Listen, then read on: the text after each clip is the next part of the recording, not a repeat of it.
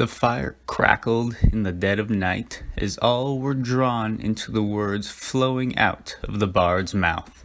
There upon the mountain top rain gushed from the mouth of the gods, and lightning struck from their rage.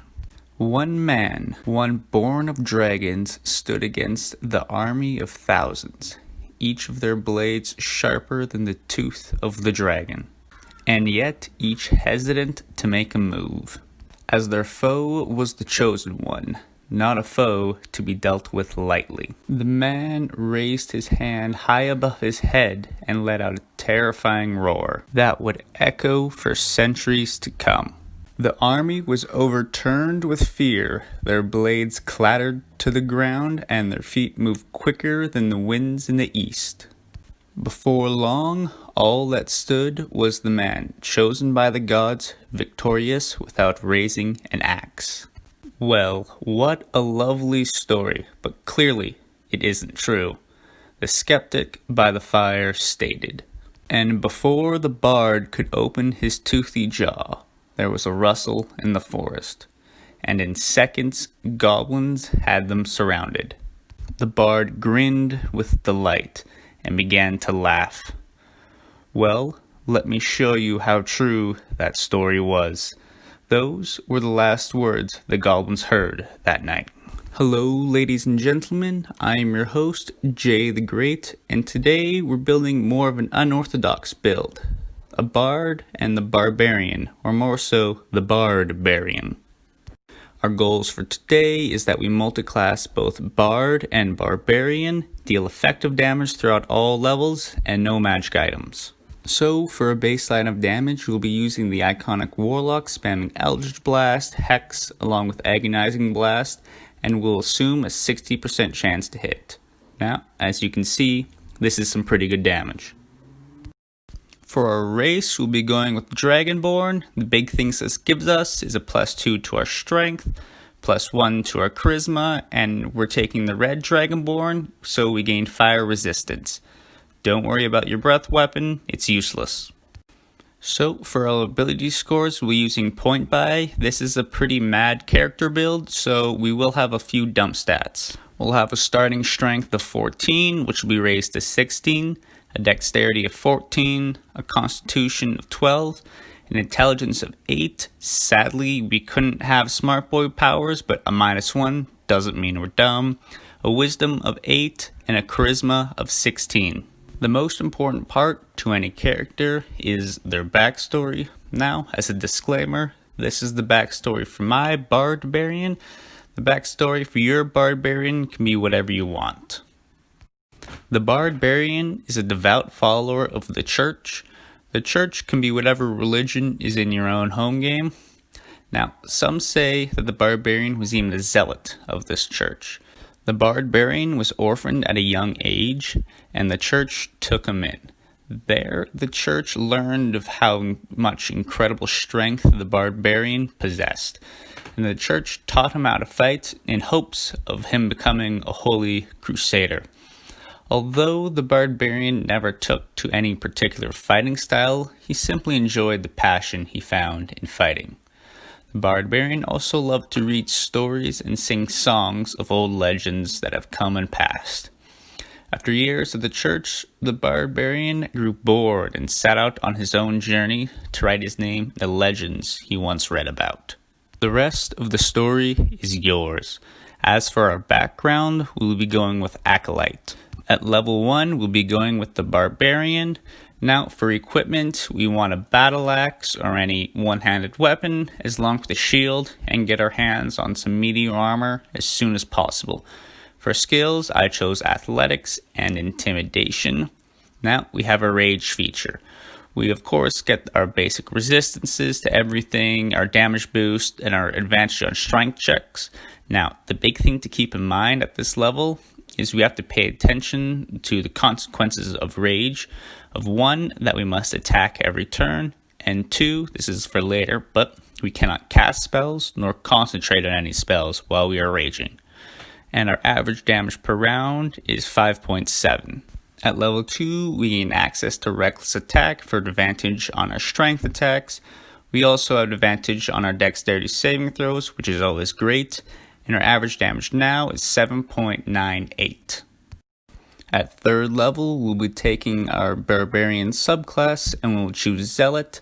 Zealot gives us a nice boost to damage by giving us a d6 plus half of our Barbarian level for radiant damage. And also, if we need to be revived, our party cleric doesn't need to use diamonds.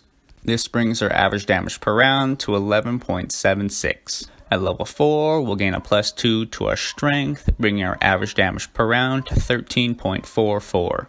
At level 5, this is our last level of Barbarian, but we'll be getting nice abilities here, gaining extra attack and a +10 to our movement speed, bringing our average damage per round to 22.26. At level 6, we'll be taking our first level of Bard, and we'll be going Bard until level 20 now.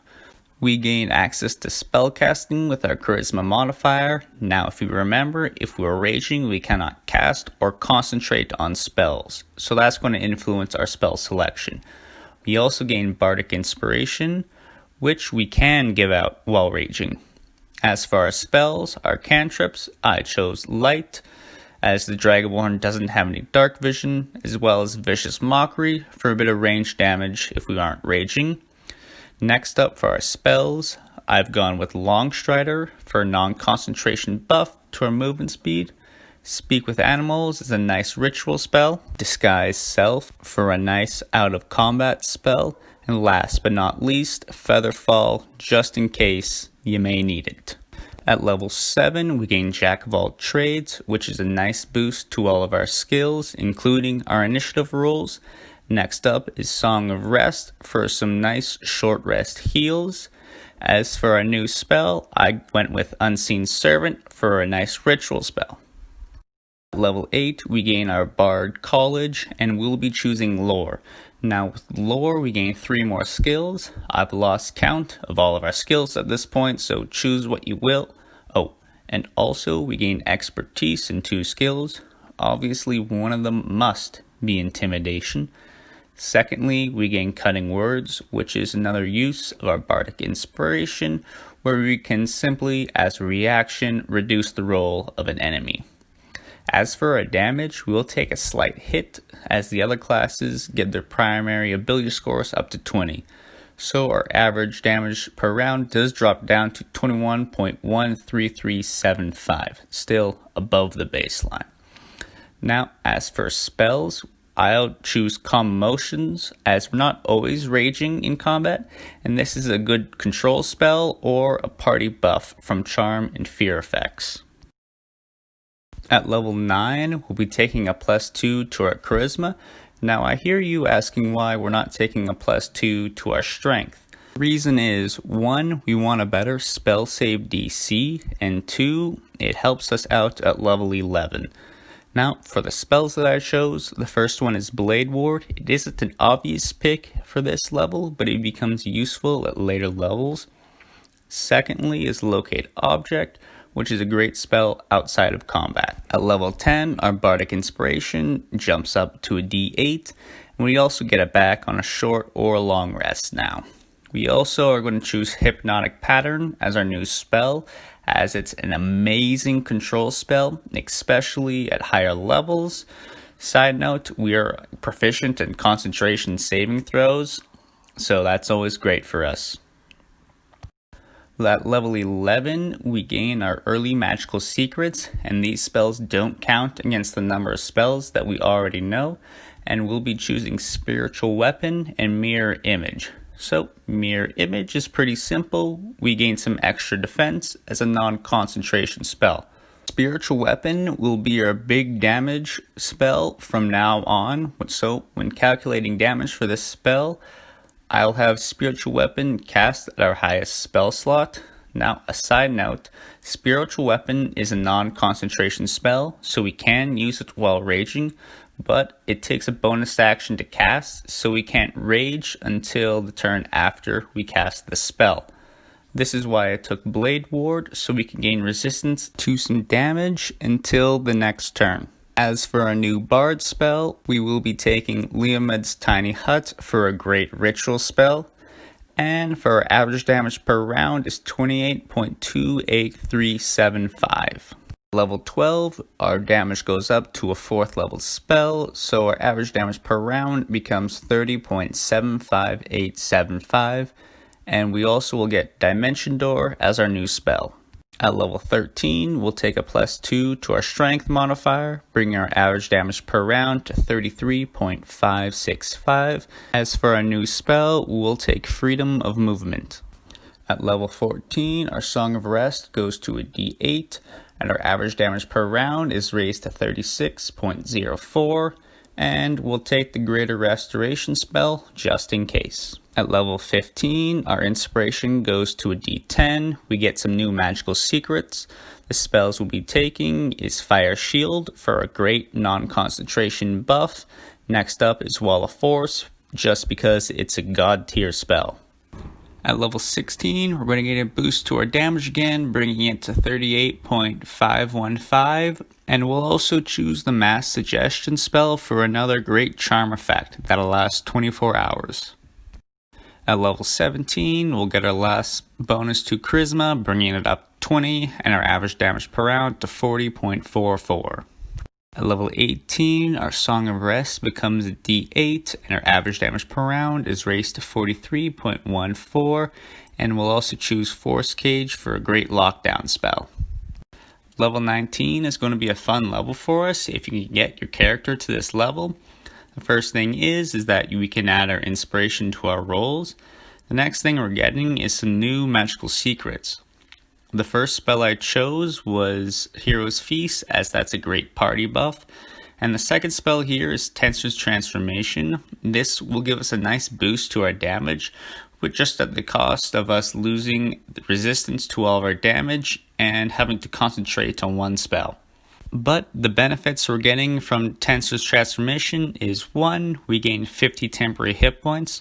2, each of our attacks do 2d12 force damage. We have advantage on our attack rolls, which means we no longer have to use our reckless attack. The next thing is we have advantage on our Constitution and Strength saving throws. Now, having advantage on our Constitution saving throws does counteract the fact that we're concentrating on our spell. Now, our average damage per round is raised to 57.00. Finally, level 20, first thing that happens is that our inspiration becomes a D12. We also get our last buff to our damage, bringing it up to 59.7. And as for our last spell, I chose Mind Blank. Now, in conclusion, as you can see, having a spellcasting Barbarian can be both effective in terms of damage and battlefield control, as long as you choose the right spells. Ladies and gentlemen, I am your host, Jay the Great, signing out.